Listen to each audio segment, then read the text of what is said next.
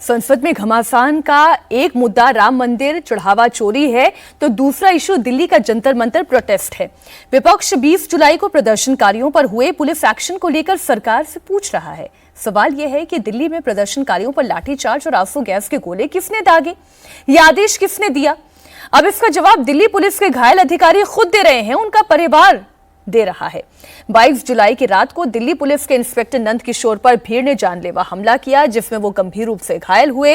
अब India TV से बातचीत में उस वक्त की तस्वीर क्या थी, वो मंजर क्या था, वो पूरे देश के सामने रखा। घायल इंस्पेक्टर नंद किशोर ने कहा है कि दिल्ली प्रोटेस्ट में छात्र नहीं बल्कि असामाजिक तत्व घुस आए थे। भीड़ ने प्री प्लान्ड तरीके से उन्हें घेर कर जानलेवा हमला किया। इंस्पेक्टर नंद किशोर ने बताया कि उपद्रवियों के पास नुकीले हथियार थे, चाकू, कटर, ब्लेड से हमला हुआ। दिल्ली पुलिस के इंस्पेक्टर ने यह भी बताया कि उनको घायल देखकर परिवार बहुत दुखी था और इस हमले के बाद फैमिली उनसे पुलिस की नौकरी छोड़ने के लिए कह रही है, क्योंकि दूसरे की सुरक्षा में 24 घंटे तैयार रहने वाले पुलिसकर्मी ही अगर सुरक्षित नहीं है तो फिर क्या होगा। इस वक्त हम जिस रोड पर मौजूद हैं, ये संसद मार्ग है। पिछला हिस्सा है जयसिंह रोड और इसके आगे संसद मार्ग है। यहीं पर 22 तारीख को रात लगभग 8 बजे के आसपास इस पूरे रूट पर पुलिस कर्मियों के ऊपर हमला किया गया। हमारे साथ नंद किशोर जी मौजूद हैं, जो कि इंस्पेक्टर हैं, और अभी फिलहाल हालत जो है पहले से बेहतर आपकी लग रही है, लेकिन हमने आपकी तस्वीरें देखी, सिर पर पट्टी बंधी हुई थी। नंद किशोर जी, अगर आप हमें समझा सकें, 22 तारीख को इसी रूट पर आपके साथ कितने बजे क्या घटना घटी?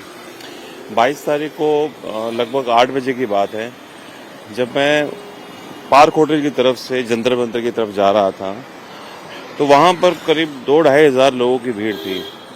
मुझे लगा स्टूडेंट्स हैं, मैं ड्यूटी के लिए जा रहा था अपनी पॉइंट पर। जो ड्यूटी पॉइंट था मेरा था जंतर मंतर, जहां पर धरना प्रदर्शन एरिया है। तो मुझे लगा स्टूडेंट्स हैं और मैं निकल के भी आ रहा था उनके बीच में से। तो मुझे थोड़ा सा जब आगे आया, आधा मैं क्रॉस कर लिया, तब तक तो कुछ भी दिक्कत नहीं हुई मुझे। तो उसके बाद धीरे धीरे वो चारों तरफ मुझे घेरने लगे, मोदी की पुलिस, मारो मारो, इस टाइप से।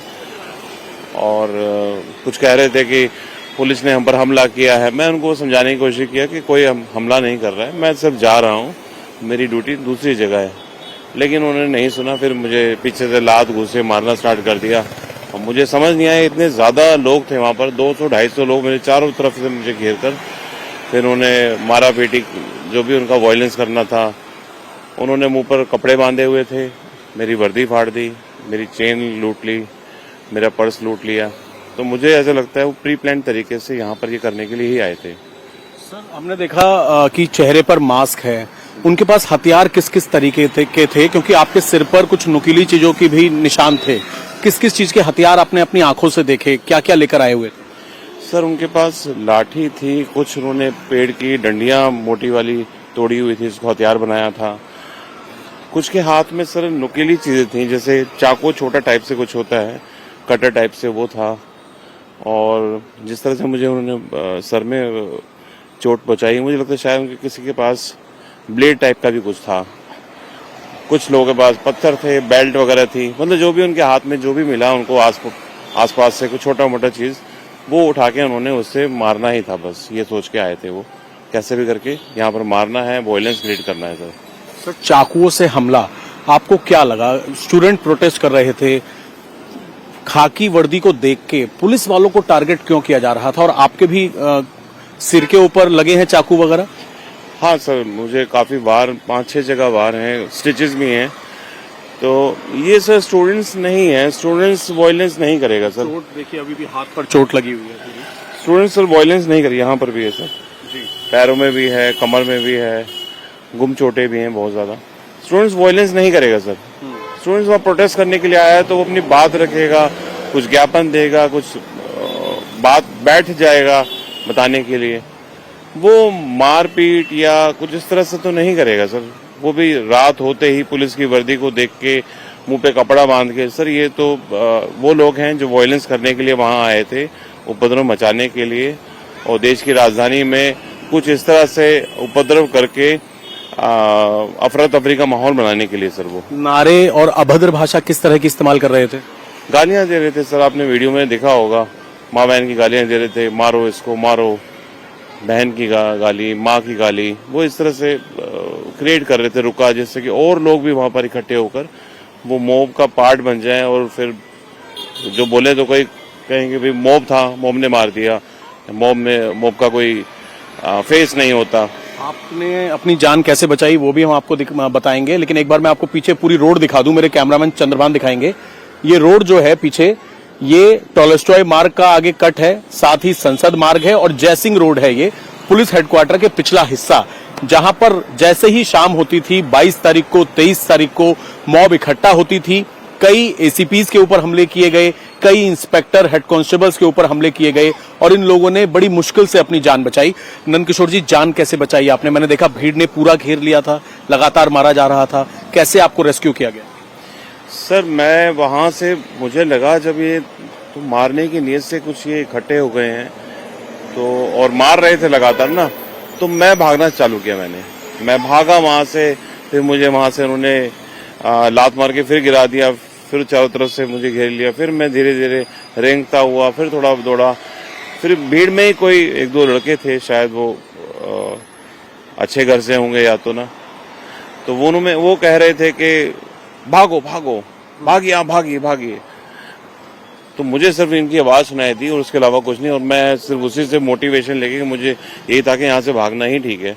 उनसे बात करके या कुछ कह के कोई फायदा नहीं था, क्योंकि मेरा इतनी ब्लीडिंग हो रही थी, मुझे होश भी नहीं आ रहा था कि क्या हो रहा है मेरे साथ। तो अपनी टीम से कब मिले, फिर आपको अस्पताल भर्ती कराया, कितने टाइम रहे अस्पताल? सर टीम जो थी वो थोड़ी दूरी पर थी और इतनी ज्यादा भीड़ यहाँ थी, वो उससे सामना करके वहां आके मुझे बचा नहीं सकते, तो मुझे ही वहां जाना पड़ता। तो मैं जब उनके करीब वहां पहुंचा, बैरिकेड तक, वो था करीब 50 मीटर दूर था, मैं बैरिकेड तक जब वो पहुंचा तो उन्होंने मुझे वहां से संभाल के बैरिकेड के अंदर लेके वहां पर गाड़ी मंगवाई थी, जिसमें विवेक सर भी थे और एक एसीपी सर और थे। उन्हीं की गाड़ी जी के भी चोट लगी थी? हाँ सर, वो पीछे उनके साथ इंसिडेंट हो गया था, तो वो वहां से आ रहे थे रेस्क्यू करते हुए उनकी गाड़ी, और मुझे जब यहाँ पर मुझे मिले तो मुझे भी उस गाड़ी में बिठाकर RML हॉस्पिटल मुझे पहुंचाया गया। RML हॉस्पिटल में फिर मैं 3 बजे रात तक सर मैं वहां था। उसके बाद उन्होंने मुझे ट्रॉमा सेंटर के लिए शिफ्ट करने के लिए कहा कि सर वहां पर आपको शिफ्ट करने, तो मैंने उनसे रिक्वेस्ट किया कि मैं सर घर जाकर, मुझे दवाई दे दीजिए, मैं घर जाकर थोड़ा अपना इलाज कराता हूँ, और अगर ज्यादा दिक्कत होगी, कुछ वॉमिटिंग होगी, ब्लीडिंग होगी, तो मैं सर आपसे दोबारा संपर्क करूंगा। अभी कैसी तबीयत है? अभी सर ठीक है, लेकिन इंटरनल इंजरीज हैं बहुत ज्यादा सर। एक आखिरी सवाल सर, क्योंकि हमने देखा आज कई पुलिस कर्मियों के परिवार सामने आए, उन्होंने अपना दुख बताया, सुप्रीम कोर्ट का रुख भी किया कई परिवारों ने। परिवार में कौन कौन है सर आप? सर मेरी वाइफ हैं, 2 बच्चे हैं, मदर हैं। जब आप उस हालत में पहुंचे, उन्होंने आपको देखा, क्या रिएक्शन थे उनके?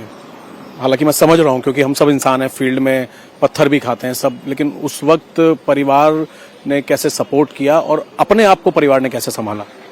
सर मेरे बच्चे जो थे वो रोने लगे थे, मेरी वाइफ तो बिल्कुल, मैं उनको बताना नहीं चाह रहा था रात में, तो लेकिन हमारे ऑफिस से वहाँ पे खबर दी गई, क्योंकि हालत सीरियस थी, कुछ भी हो सकता था मुझे, तो बताने के लिए कि सपोर्ट के लिए।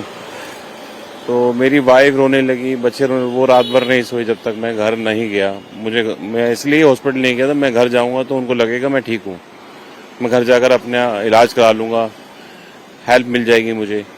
अगर मैं हॉस्पिटल चले आता, एम्स ट्रॉमा सेंटर में जहाँ मुझे शिफ्ट करने के लिए कह रहे थे, तो मुझे लगा शायद वो टूट जाते, और 1-2 दिन अगर मुझे वहां रहना पड़ता तो फिर घर में थोड़ा सा प्रॉब्लम्स आ जाती। जो वो आप पे हमला कर रहे थे, तो परिवार ने कुछ, अब पूछ रहे होंगे परिवार की, क्यों आखिरकार पुलिस वाले को मार रहे हैं?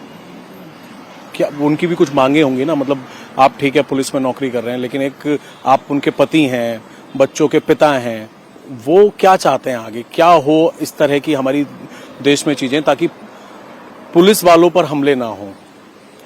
सर मेरी वाइफ और मेरे बच्चे तो ये कह रहे हैं आप ये नौकरी छोड़ दो, क्योंकि ऐसी नौकरी जहां पर आप अपनी सुरक्षा नहीं कर सकते हो, तो आप क्या आप इसमें आगे कर सकते हो? कुछ भी नहीं कर सकते हम ना। और इस तरह की कोई भी असामाजिक तत्व इकट्ठे होकर पुलिस पर इस तरह से हमला कर देंगे और हम उसकी FIR या उनके खिलाफ कुछ कार्रवाई भी ना कर पाए, उनको ढूंढ भी ना पाए, उनके खिलाफ जो क्रिमिनल एक्शन होना चाहिए वो भी ना करा पाए, तो फिर सर कोई फायदा नहीं है। तो वो तो घर वाले तो यही कह रहे हैं कि भाई आप या तो नौकरी छोड़ दो, इस तरह की दूसरी कोई नौकरी कर लो जहाँ पर आप टाइम से घर तो आ जाओ, हमें पता हो कि आप ठीक ठाक आ जाओगे घर। तो यहाँ तो कुछ पता ही नहीं है, कभी कुछ भी हो सकता है, क्योंकि प्रोटेस्ट के लिए दोबारा वो कह रहे हैं कि दोबारा करेंगे, फिर दोबारा भीड़ इकट्ठी हो जाएगी।